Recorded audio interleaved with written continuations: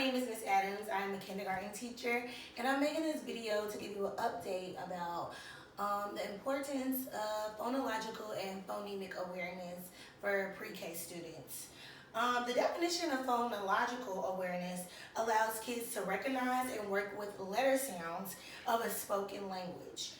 Phonemic awareness, on the other hand, allows students to identify and manipulate sounds within a word. You wonder how this relates to literacy. Literacy can be explained as the ability to read and write. Learning to read is built on a foundation of language skills that children start learning at birth. This ties into phonemic and phonological awareness. From ages 3 to 4, preschoolers are able to enjoy listening and talking about books, understand that print carries a message, identify some letters and some corresponding sounds, such as A says A, which is A for apple, B for ball.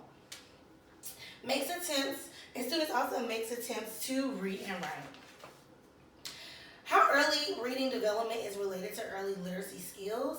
Children introduced to reading early on tend to read earlier and excel in school compared to children who are not exposed to those things at an early age.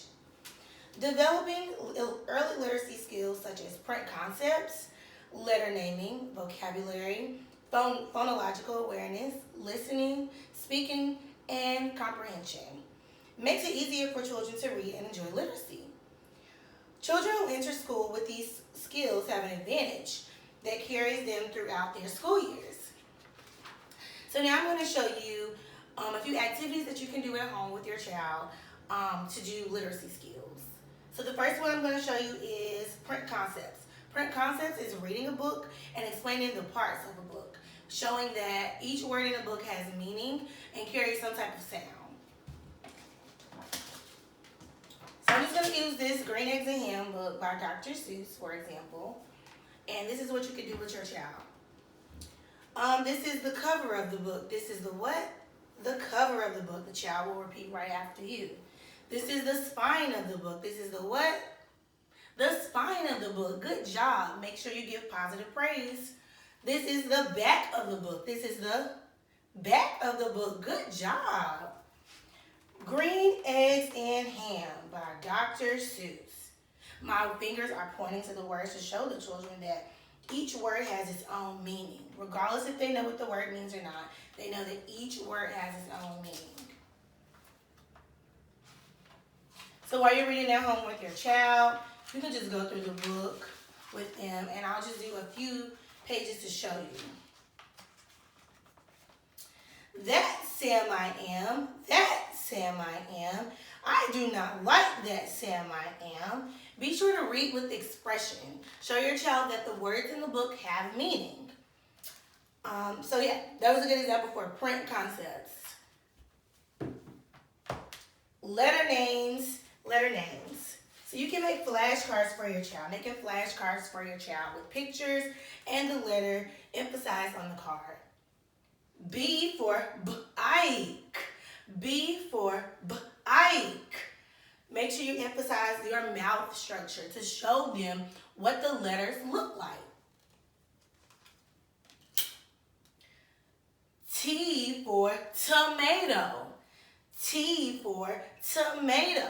This also goes into the listening portion of the literacy concept, showing that putting a sound with the beginning letter in the word, helping them to identify maybe what that word means to help them pull apart those letters. Another T word we can use is tire. Tire. Tire. Tire. Another word that we can use is juice. Juice. Identify that what do we hear in the beginning? The j sound. J makes the j sound. Koalas is a hard word for kindergartners and preschoolers, but we can try to sound it out with them. K makes the sound, and we know at the beginning of this word that letter is a what? A K. Have your child to help you identify what that letter is after a while. This word is koalas. This word is koalas. Use mouth structure. Have them to repeat after you. So making cards, you can buy them at Dollar Tree or you can make them on your own. Cards with letters and pictures and the actual word to help them identify what it is. That goes under letter name. That is a literacy skill for a letter name. The phonological piece of listening and speaking. So we can use some CVC cards, and I got these off of Amazon. And it helps to manipulate the sounds for beginning, middle, and ending sounds. This is a picture of a mat. A picture of a what? Mat. Have your child repeat it back to you to understand that they're understanding what you're asking them for. So if I place my finger on the dark blue dot, that gives me the beginning sound. On the red dot, that gives me the medial sound, which is the sound that's in the middle. And the blue, light blue dot gives me the sound of the ending sound. So, at, mat. So you show your child again. At, mat. You're providing the word for them. Providing the word for them, saying it verbally, not showing it to them, and have them to manipulate the sounds and pull the word apart. Another example is I use stretchy snake. This picture is a hen. Students can use their arm. Hen. Good job. So those are two activities that you could do with your child using phonological awareness and breaking down words. A comprehension activity that you can use is the retelling hand. I use the retelling hand in the classroom with my students. And it's something that's tangible, something that they can touch, something that they can hold if they just need something to, calm themselves when they're speaking in front of other students after reading a book. So the retelling hand, the questions that go along with it will be placed in the classroom or placed in your homes up on a board or some type of way where your students can hear you ask them the questions. So the first question is, who are the characters in the story? So your child, when they're retelling, they'll put their thumb out and say, I know the characters in the story. The characters are. It's good to start with a sentence starter. The characters are. Where is the setting? The setting is the second finger, the index finger. The setting is the second finger, the index finger. And your child will tell you where the setting is, or where the story took place is a better way to say it, where the story took place. The third thing is, what happened in the beginning of the book? What happened in the beginning of the book? So as they're retelling, their fingers are going up. I know the characters, I know where the story took place, and I know what happened in the beginning of the book. The next thing will be, what happened in the middle of the book? The middle of the book, your child at this point will have 4 fingers up, and they're still retelling you the story. And it's okay if you let them go back in the book and to show you. The last finger is, what happened at the end of the book? So at this point, their hands should look just like the retelling hand gloves. And your child should be able to tell you, what happened in the beginning and middle and end of the book. Sometimes as young children, their ideas are a little scattered, and it's your job as an adult and as an educator to, help them put things back in order.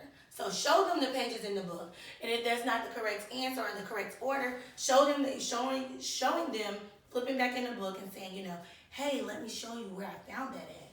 This is where I found that at. This is what happened first. So just being able to identify those things. Also for comprehension, I have some popsicle sticks that you can make at home. It just helps them with sounding out words. So lips to fish is getting their lips ready to read. Stretchy snake, similar to the tactic I used there with showing how to stretch out the words. Turtle talk is reading slow and quietly. Another one is chunky monkey. If you see a chunk in a word like SH, CH, TH, things of that nature, if your child becomes a little confused about a word and you tell them to chunk the word up, chunk it up so you can figure it out. Floppy frog, hopping over the words and, coming back to it later. And elephant ears, having your ears wide open, listening to the sounds that you're saying that's coming out of your mouth. I do hope that you use all of these literacy skills to help you with phonemic and phonological awareness. If you have any questions, don't hesitate to reach out or to comment on the video. Thank you for all that you do for your scholar.